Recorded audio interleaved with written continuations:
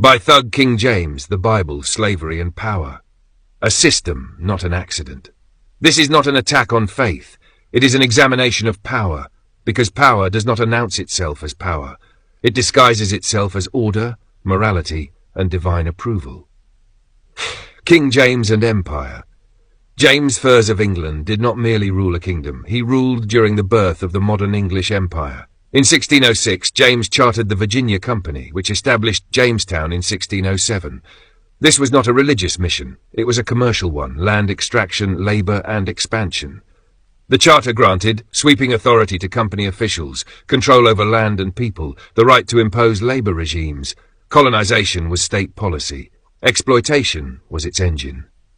Slavery was not an accident. In 1619, approximately 20 Africans arrived in Virginia aboard the White Lion. This ship was a privateer, not a royal vessel, but it operated within the legal and economic framework King James authorized. That distinction matters. King James did not personally order the capture of Africans. He did something more powerful. He built a system where human extraction was inevitable. As historian Gerald Horne demonstrates in The Dawning of the Apocalypse, racialized slavery emerged from colonial capitalism, land hunger and labor demand, not moral accident. Jamestown needed workers. Indentured servitude failed to scale. Indigenous populations were devastated. Africans became the most exploitable labor source. The system hardened. Law followed profit. Race followed law. The Bible as governance technology.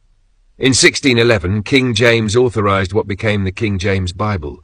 This translation did not emerge from spiritual neutrality. James feared the Geneva Bible, marginal notes that questioned monarchy, interpretations that justified resistance to tyrant slugs. So he commissioned a Bible that removed subversive commentary, emphasized obedience to rulers, centralized interpretive authority. This is documented in historical studies of the KJV's political context, including the Book of Books, the radical impact of the King James Bible. James did not rewrite scripture wholesale. That claim is sloppy and easy to dismiss. What he did do was more effective. He controlled the translation parameters. Translation is power, language decides reality. The Greek doulos, meaning enslaved person, is repeatedly rendered as servant. This softening matters. Romans 13 is emphasized, open quote, "Let every soul be subject unto the higher powers," close quote. Hierarchy is moralized. Submission is sanctified. Resistance is framed as rebellion against God.